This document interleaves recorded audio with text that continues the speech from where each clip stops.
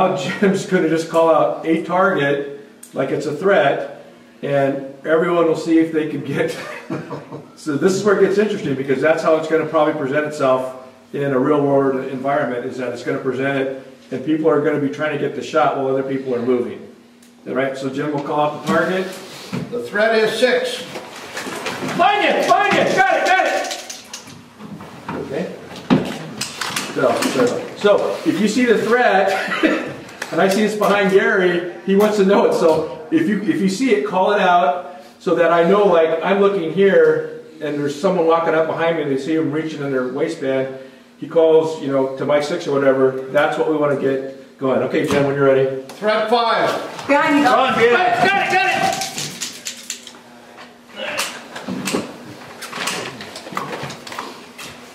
Threat 9. Quarter! Cover here! Okay. You got that? I can do that in many ways. Threat 8. Down!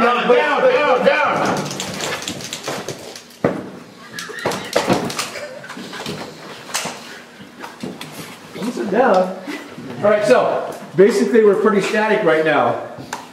But what we'd like to see is that people kind of move away from the area they're at. So the example would be here, if someone was approaching the table here, right, I only have a certain angle to fire right here. So people moving away from the table, so yeah, to try to get the rounds on would be what we're trying to work on. So if the target's here, behind Gary, yeah, Gary rolling out or getting underneath to create a spot for us to shoot, that is going to be the biggest thing that we're looking for. So what we'll do is Jim's going to call out the target, but I want to, let's just do a real static one first, to where an example was if we call out 9, that Butchie's trying to move, you're trying to move, and we're all trying to get to the gun so I can clear a spot for these guys, right, to get out of the way, to get the V going, right? And with 6 people, it's pretty good getting guns on, but if we only have 2 people, getting out of the way would be a lot more important.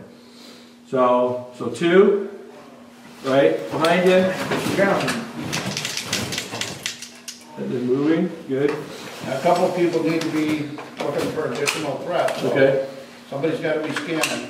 So let's roll it down to, let's do 4 at a time first, make it more like a, there we go, let's spread it out. So as you're moving in, so now as we call it out, you guys have a little bit more room to move. So we call 7, right? Julia down. There we go. So this gives you a chance just to do kind of the 360-degree shooting from a seated position and be able to move.